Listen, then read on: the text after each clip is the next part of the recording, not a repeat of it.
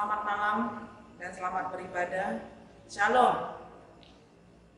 Marilah kita akan masuki ibadah kita pada malam ini dan merenungkan akan kebenaran firman Tuhan di ibadah keluarga Rabu tanggal 2 Desember tahun 2020 yang terambil di dalam Injil Matius pasal 9 ayat 9 hingga ayat yang ke-13 yang mana kita sudah membaca bersama-sama.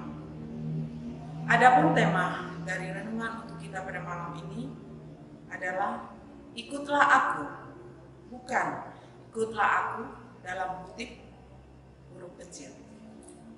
Bapak Ibu yang dikasihi oleh Tuhan Yesus Kristus, kita patut bersyukur dan berterima kasih dan memuji Tuhan pada malam ini atas berkat kasih karunia Tuhan yang Tuhan sudah nyatakan di dalam kehidupan kita hari lepas hari.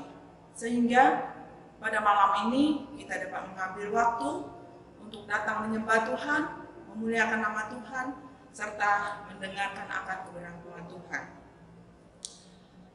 Melalui pembacaan firman Tuhan pada malam ini, kita akan merenungkan tentang keselamatan yang diterima oleh seorang pemungut cukai yang bernama Matius.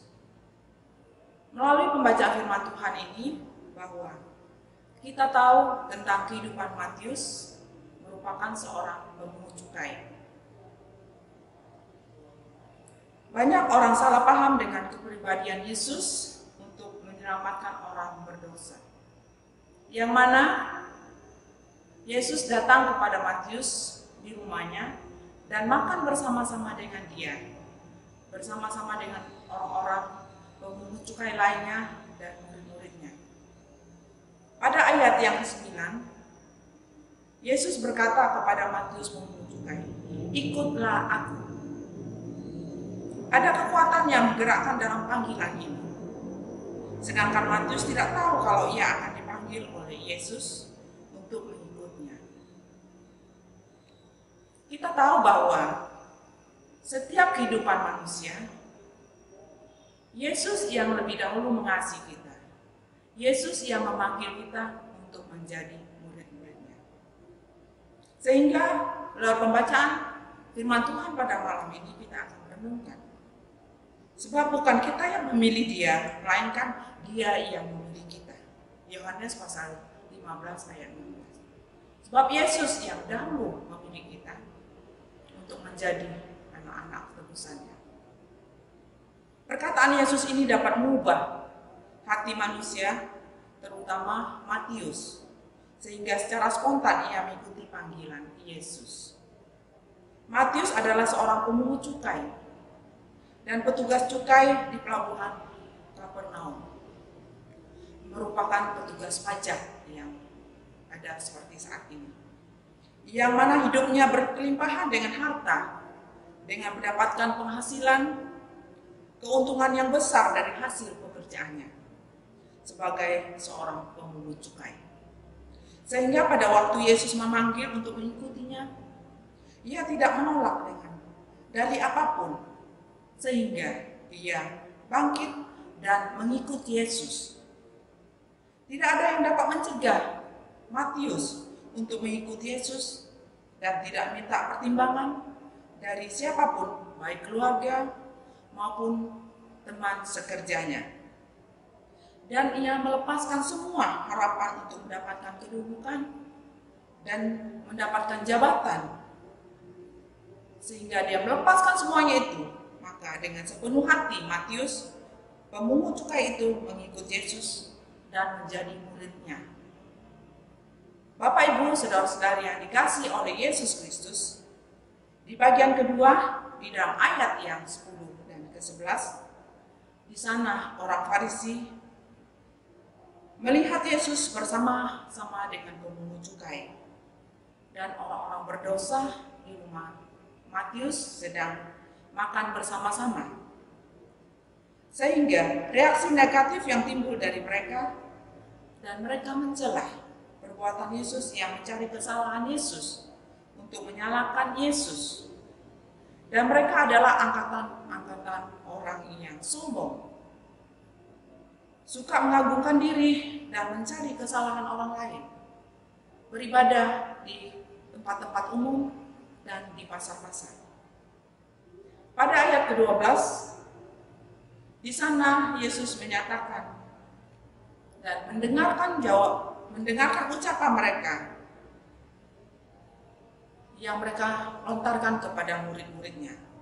Dan Yesus menjawab mereka bahwa pemungut cukai adalah sedang sakit dan mereka memerlukan seorang untuk membantu dan menyembuhkan mereka.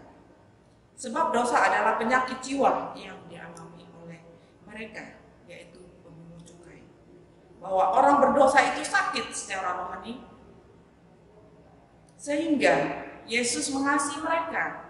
Yesus datang kepada mereka dan memanggil Matius untuk mengikutnya. Yesus Kristus adalah tabib agung yang dapat menyembuhkan orang yang sakit. Jiwa yang sakit karena dosa memerlukan tabib, sehingga sangat dibutuhkan Kristus untuk menyembuhkan mereka yang dalam dosa. Bukan kita mengabaikan kehidupan sesama yang dalam dosa, namun kita rangkul dan selamatkan untuk mendapatkan kehidupan yang kekal itu. Mereka sangat membutuhkan akan keselamatan yang dari Yesus Kristus. Bagaimana kehidupan kita sebagai umat Tuhan untuk menyelamatkan mereka, orang-orang yang berdosa saat sekarang. Bapak Ibu, saudara-saudari yang dikasihi dalam Yesus Kristus, pada ayat yang ke-13, di sana Kristus menekankan supaya semua orang mendapatkan keselamatan, termasuk orang pemungut cukai. Sebab semua manusia perlu diselamatkan, termasuk saya dan saudara sekalian. Kita adalah manusia yang penuh dengan dosa. Namun oleh karena kasih karunia Allah, kita memperoleh keselamatan yang Tuhan sudah siapkan dan berikan bagi setiap orang yang percaya kepadanya. Bapak Ibu, saudara-saudari yang dikasihi Tuhan, bagaimana kita memelihara keselamatan yang Allah anugerahkan kepada kita masing-masing? Pertama, tetap setia dalam panggilan pengutusannya. Apakah itu dalam doa kita? Apakah itu di dalam persekutuan kita? Saat sekarang kita tidak bisa datang beribadah di rumah Tuhan atau di gereja semua secara keseluruhan. Namun di rumah kita masing-masing kita bisa berdoa. Kita bisa bersekutu. Di tengah-tengah kehidupan keluarga kita. Kita mengajak semua saudara maupun keluarga kita untuk datang kepada Tuhan lewat peribadahan kita di rumah. Itulah suatu persekutuan yang Tuhan inginkan di dalam kehidupan kita. Yang kedua, panggilan itu disampaikan kepada pribadi kita masing-masing supaya dapat menjadi berkat bagi sesama, keluarga dan persekutuan kita maupun di tengah-tengah masyarakat dimanapun kita berada. Lewat pribadi kita, Tuhan sudah memanggil kita supaya kita menjadi berkat bagi orang lain.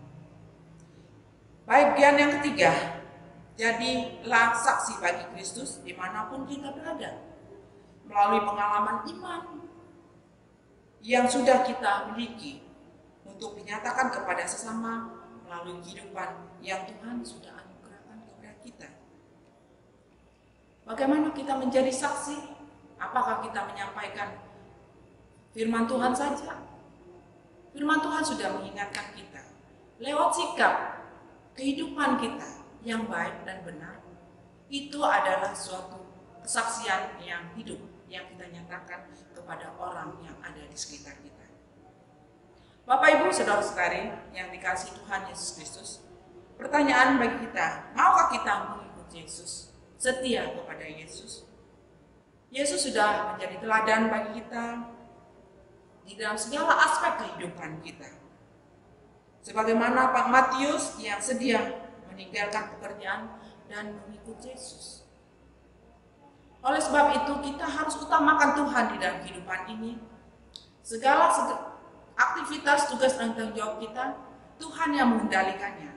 Oleh sebab itu, kita datang kepada Tuhan, menyerahkan segala tugas dan tanggung jawab kita kepada Tuhan, baru kita melaksanakan akan tugas tanggung jawab kita masing-masing di bawah kendali Tuhan kita, Yesus Kristus. Di tengah situasi pandemi ini, sungguh kita mengalami banyak pergumulan, tantangan, namun kita percaya dan yakini bahwa Yesus yang mampu, yang akan menolong dan menyelamatkan kita dari hal-hal yang jahat. Kita yakini dan percaya dan mengikuti segala aturan-aturan yang benar supaya kita juga merasakan suatu keselamatan, kekuatan yang daripada Tuhan Yesus Kristus. Di masa Adventus pertama ini, kita diingatkan kembali untuk merenungkan akan segala kasih karunia Yesus Kristus bagi kita. Yesus datang membawa kabar keselamatan kepada kita. Dan marilah kita mengakui akan kehidupan kita di hadapan Tuhan. Kesalahan kita, keberdosaan kita, mari kita menyadari semuanya di hadapan Tuhan. Mari kita hidup di dalam pertobatan. Itu yang Allah kehendaki dalam kehidupan kita. Maka Tuhan akan berkenan kepada setiap orang yang selalu berharap kepadanya. Dalam kehidupan hari lepas hari, kita serahkan seluruh kehidupan kita kepada Tuhan. Karena Tuhanlah yang memiliki kehidupan ini. Tuhan yang memberikan keselamatan kepada kita. Oleh sebab itu, mari kita setia untuk mengikuti Yesus. Bukan mengikuti kehendak kita sendiri, sebagaimana bukan ikutilah aku dan butik kecil. Itu bermakna bahwa janganlah kita mengikuti akan kehendak diri kita sendiri, tapi marilah kita ikuti kehendak Tuhan di dalam kehidupan kita hari lepas hari. Demikian firman Tuhan, terpujilah Kristus. Amin.